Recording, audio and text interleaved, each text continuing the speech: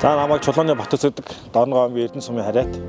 Одоо Дорногов аймгийн Сайшин суманд энэ Шандаг гэдэг дахианы аж ахуйг байгуулад ажиллаж байна. Манайх одоо хүнсний ногоон тариалдаг. Ерөнхийдөө ийм ногоон фарм байгуулах гэдэг зорж байгаа. Тэгээд ер нь анханаас одоо би оюутан байхаас миний бодсон бодол мөрөөдөл манай компани нэр туртал одоо мөрөөдлийн гой гэдэг нэртэй.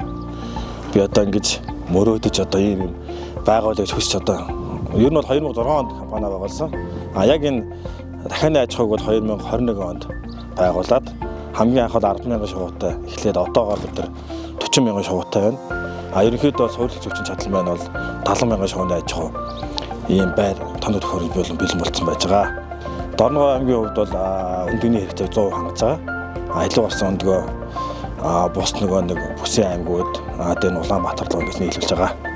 Дээрээс нь бид нар энэ ногоон 100% ногоон байхын тулд одоо сэргийгдэх хүчийг бол төлхөө ашиглаж байгаа. Яг одоогийн байдлаар бол бид 50 кВт-ийн нарны сахлах станц суурлуулсан одоо ашиглаж байна. Тэрнээс хойш бид нар одоо яг өнөөдрийн байдлаар 100,000 кВт үйлдвэрлээд байж байна. Сардаа бол унжаар нэг 8-9,000 кВт-ыг үйлдвэрлэдэг. Тэгээ энэ бол одоо манай хэрэглээний 30% хангаж байгаа. Яванд бол бид нар энийг нараа 50 кВт нэмээд салхины эрчим хүч 100 кВт нэмэхээр ингээд төлөвлөлөд нийт 200 кВт сэргийгдэх эрчим хүчний станц байгуулад энэний хүрээнд бид нар эрчим хүчний хэрэглэгээ 100% сэргийгдэх эрчим хүчээр хангана гэсэн юм зорилттой явж байгаа. Соноо Наваг Ариун бол Дэмүхбат гэдэг сэргийгдэх эрчим хүчний инженер мэргэжилтэй Гүйхэн талаа компани ерөнхий инженерээр ажилладаг. Дорногов аймгийн цаг уурын газар сүүлийн 20 жилийн Монгол Улсын их сургуулийн сэргийгдэх эрчим хүчний лабораторийн мэдээ байдаг. Тийм ч учраас Монголын хамгийн том нарны станц бол Desert Solar One гэдэг компани 30 мегаваттын чадалтай нарны компани Дорноговт оршдог. Тэгээ яагаад онгрид систем тавьсан бэ гэхээр нэгдүгээр тархмал их үүсвэрээс төвийн сүлжээ нийлүүлэх журам батлагдсан 2020 оны 159-р тушаалаар сайдын тушаалаар тархмал их үүсвэрээс төвийн сүлжээ нийлүүлэх журамтай тэрнийхээ хүрээнд 1 кВт цагийг 140 төгрөгөөр төвийн сүлжээ нийлүүлэх боломжтой байсан. Саяхан эрчим хүчний зохицуулах хорооноос гарсан тарифны өөрчлөлт буюу 3 дахь удаагийн өөрчлөлтөөр 285 төгрөг болж өөрчлөгдсөн байна. Оргил ачааллын үед 300 төгрөг болж нэмэгдсэн байна. Анхныхаа 1 кВт-ийн тарифаас 2 дахин өндөр өртөгтэй болсон байна нийлүүлэх.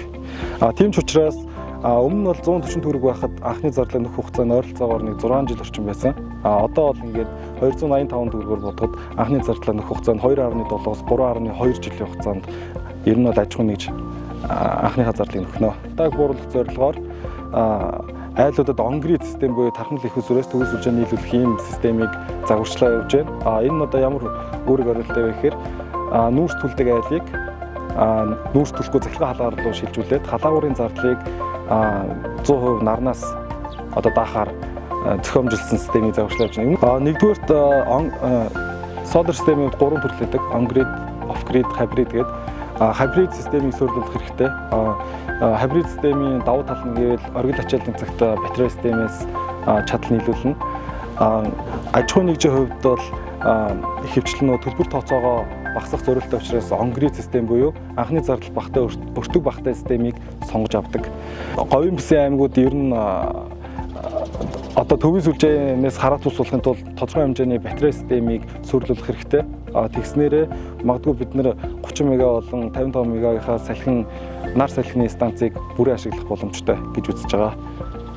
Нэмэлтээр хэлэхэд төрийн аж ахуйн нэгжүүд одоо хоосон одоо дээврийн орон зайг ашиглаж онгрид системийг тавь төвийн сүлжээтэй гэрээ хийснээр магадгүй сард гарах төлбөрийнхөө хэмжээг багасгаж ойр хаваарх одоо замын гэрэлтүүлгээс эхлээд цахилгааны зарлуудыг хэмнэх бүрэн боломжтой байна.